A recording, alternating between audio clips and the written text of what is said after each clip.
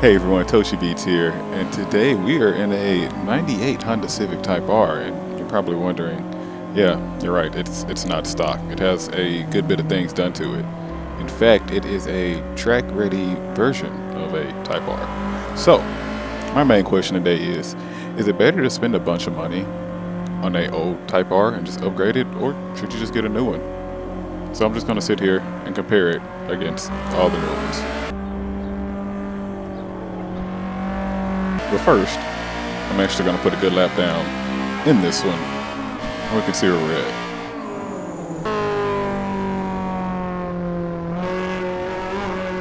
Now right away, I can definitely say I haven't been in an old Type R in a very long time. So getting in this lightweight front wheel drive car and feeling it turn in and feeling the brakes and everything feels fantastic. It's hard to not point it exactly where you want to go and follow through with it.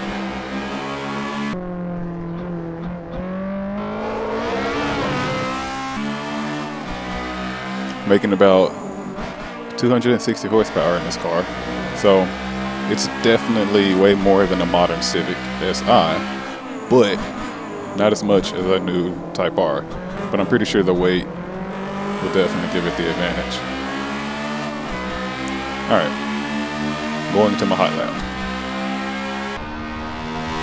Brakes are a lot better to me than I thought they would be. Once again, trying to make sure I'm not overdoing my inputs, although this car is really fast and it carries speed pretty well.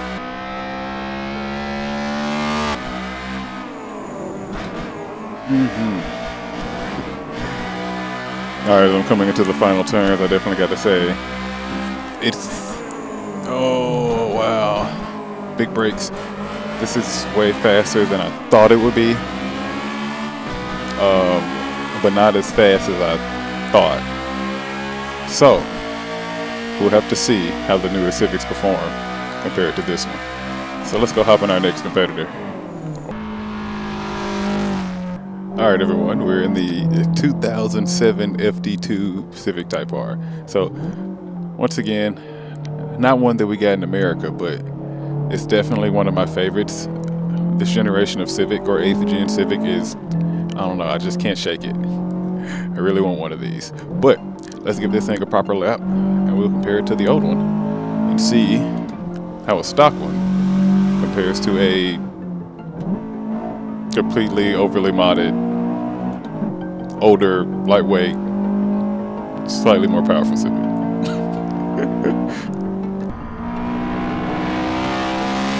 Honestly though, first lap, not even like I can downshift and being so used to the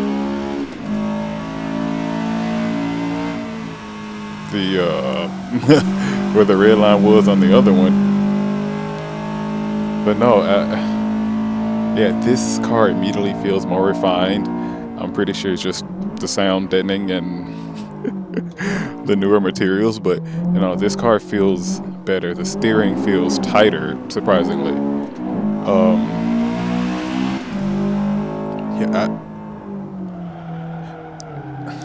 Yeah, I'm still learning. Okay, it was me testing the brakes, but no, I don't know. Shifting feels better. The brakes, they feel stock, if that makes sense. They feel stock good and not like race car brakes. I mean, because you heard the other ones as I was going into a turn, really noisy. But these, they still feel like, oh yeah, I'm just driving a normal car. You feel the give, like they got some typical amount of squish to them, but I really can't complain too much about them. But let's see how we do. Going into this lap, already overcooking it past that first apex entry point, but you know,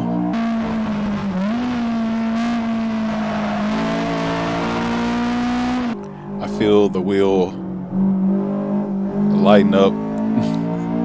Well, you can feel the torque steer apparently, but like when you definitely let off the gas, you feel it lighten up and you gotta kind of correct it, especially mid-turn, because that body roll feels like it's already trying to lead the car through a turn.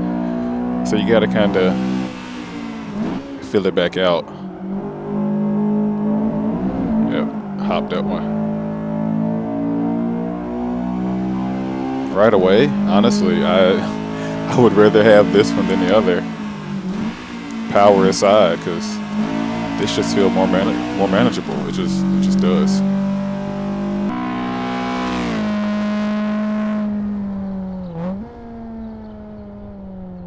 Coming over the hill, heavy on brakes, diving in.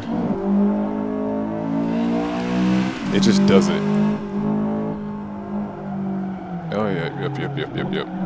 Real late on brakes there. I should have got on sooner. I'm thinking about the other one. I'm trying to compare it through that turn. It was so ready to do the switch over, going from that inward bank to going flat, that this one doesn't want to do. But I'm pretty sure that can go to the weight of the car. So right away, I'm already seeing it's going to be slower than the EK, but it definitely drove better. It did.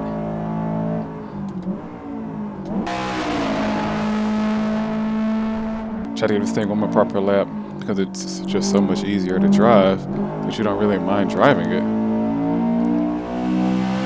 And you feel like you can get a better learning experience from a stock car. It's really crazy how they translate, but it does.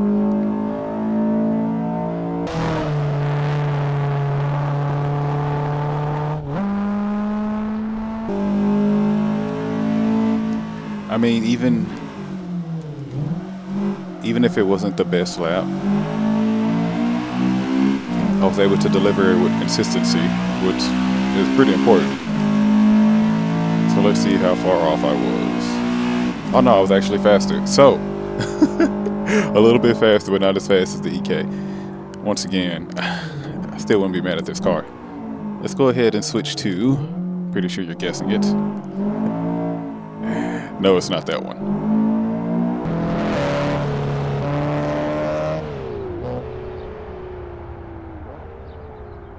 Okay, so here we are in the FK2. Honestly, it just took me a while to find one of these. Only for me to remember. Oh wow, okay. Only for me to remember that I already had one of my, I would say inventory, but in my garage, however you want to name it on the setup. Wow. Okay, so I did not do anything. I don't even think I put gas in here. I'm at a half a tank still. I have to say, I've driven this car some on the Crew 2, but I don't really think that counts considering the Crew 2 is not like the best game for saying, for wheel driving. But it, yeah, I had some experience with the car. From this to the FK8 to the FL5, this immediately feels lighter. The turn-in feels better because of it. I don't know, power. It feels better. Mainly, I want to say the power feels better because the car feels lighter on its toes. So any extra input and power needed just comes readily available. Even the braking seems more compliant with my very late downhill braking through that section. Yeah, it's a good bit better. I'm just, from this to the FK8, the styling was very, very tough to love. And because we didn't have this one in the States, it took a little bit longer for you to get used to the look of the car. And honestly, I never did. The FK8, yeah, I got used to it when it first came out. I'm like, oh my gosh, that is the weirdest looking car I ever seen, but I still want it. So, having some time to get used to that one, I end up growing to want it, and I end up wanting it more than the FL5. But this one, driving-wise, I'm very terrible today. Driving-wise, I kind of like it better. I just need some more grip in the tires. But I need to also just be more mindful of my speed. So I'm going to attempt to put a good lap down so I can throw this in with the rotation of the other cars. I'm hoping I can get something decent, at least in the 140s. That's where everything else is. So let's give it a try.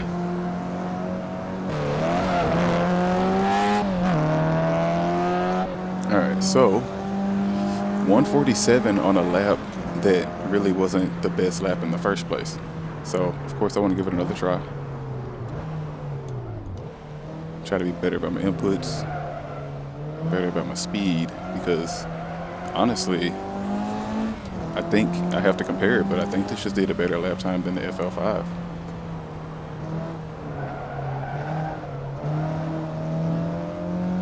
With what I would feel would be worse tires, honestly.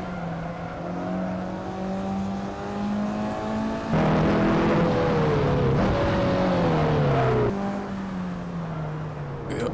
Hit a hard brake, kind of yanked the wheel there. I swear it may look like I'm being dramatic. I was a little off, but no, when I'm trying to go through these turns and I'm hitting things or I'm braking a little late, sorry for the pause, the wheel will kind of snatch around. I have my settings on the highest thing. Yeah. I felt that. That may have been that make or break moment for this lap. We'll see. Yep. 147 pretty consistently. I'm really only down by 200ths of a second, which isn't bad. And this turned out to be a far better competitor than I thought it would be, which is a good thing. It just sucks that we didn't really get our chance to get one of these. So I kind of want to drive one day. I wouldn't mind. The styling, once again, I have to get over it. But at the end of the day, I'll also know that there is no other Civic like this one.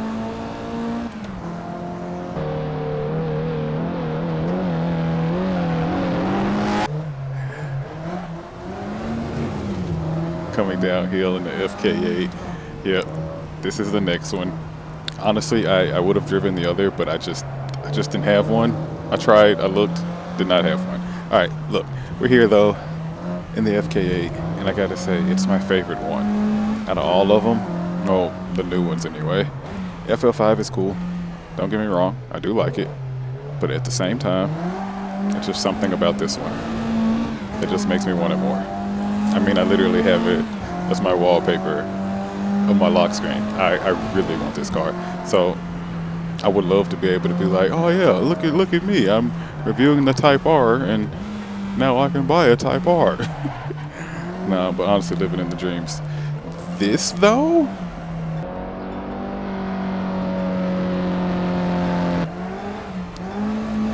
One thing I can definitely say, it's so much more power. I'm trying to give it a good lap, but I am sliding everywhere. It's so much more power to put down than the others that it's definitely something to get used to. The weight is definitely noticeable as well coming through these turns. It almost feels like, it might just be me, but it almost feels top heavy. It feels like the top of the car is kind of leaning through the turns and it's kind of pulling you with it, versus the wheels kind of pulling you and dragging you through it. The brakes are extremely touchy for me, but I'm getting used to it. But I've only ever sat in a Type R. Well, yeah, I only ever sat in one Type R, and it was a Boost Blue, and that's the one, like I said, is on my lock screen. And it felt a little surreal to know that this is the car that, you know, it is what it is with the name and the history and everything. It felt really cool. But trying to lug this thing around track right now, it's a little heavy. It feels very capable, and I'm pretty sure it's definitely like driver mod error here, but let's see what we can get on the time. I mean, for a lap, it definitely was not the best. Came in at a 144.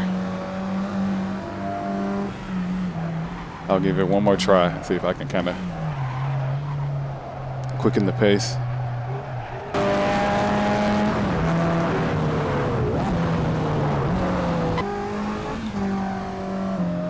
Yeah, I'd really have to. This thing does not like being shifted quickly. That's what I've always heard about that being a problem. But really? So that's what I've been doing is too quick. Gotcha. I'll try to remember that. Okay, see that sounds way better, way better, way better. Oh, come on, come on, come on, come on, come on. I just jacked that time I had.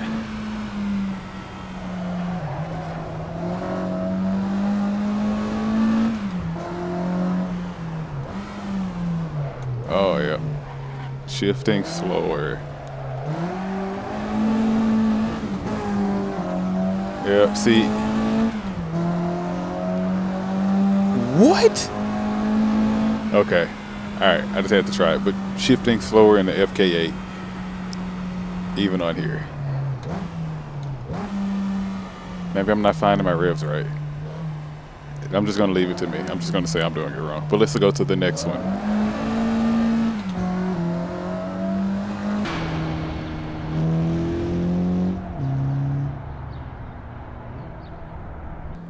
And last but not least, the ever so cultured FL5 in this pretty nice Phoenix yellow. Oh yeah, there it is. That tire squeal. Yeah, it's a noisy car, but it feels very good to drive, honestly. Like, I really need to try one of the Integra Type S's so I can properly compare it, but I could just... This one in particular on this track, when the road isn't too crazy, it feels very livable. I think that's a good word for it.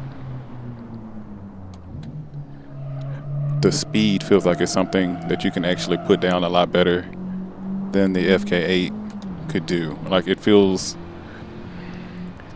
How can I say this? It feels like the amount of power that you had in the FK8 and the way that you had to put it down, it felt like the car could never keep up with itself to put it down properly. It felt like it wasn't enough grip for the amount of power you had.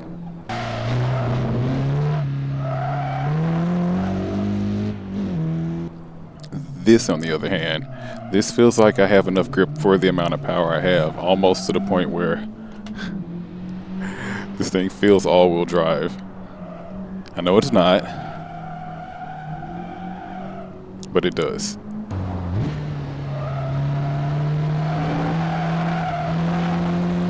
We're going to see how this thing does on its hot lap.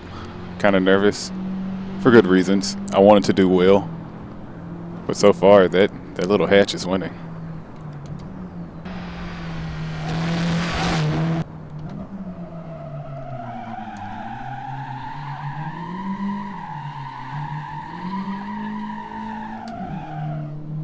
Yeah, I still got to get used to that weight coming downhill and having all that power pull you over the hill. Still getting used to the weight changes between the cars. I'm pretty sure once you're driving something for a couple of days or so, definitely a week, you get used to it.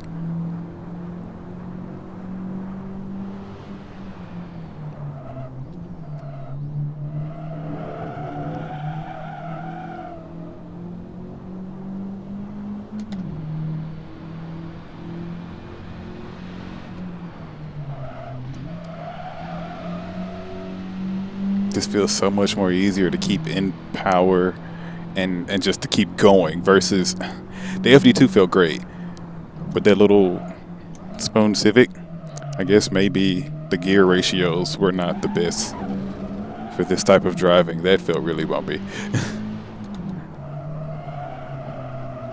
Yep. And that's another thing though. Even though I'm coming downhill and I'm trying to manage the weight of the car, the brakes feel very compliant to do it. They don't feel like they don't want to do it. It's like, oh, nope, I just wasn't applying the proper amount. And then once I do, it bites on and then I'm off to the next turn. Wow, a 147. So we're not technically that much slower than the hatch. But I hate to say it, it definitely seems like that's the case. I'm trying to get this one more lap. It Definitely seems like the case. The little hatch is going to be the winner.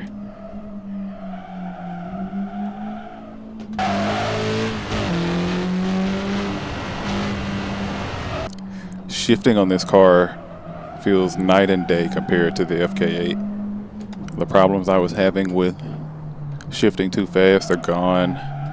The transmission feels much better. Whether it's placebo or not for being in a newer car that just feels more refined, I'm not sure.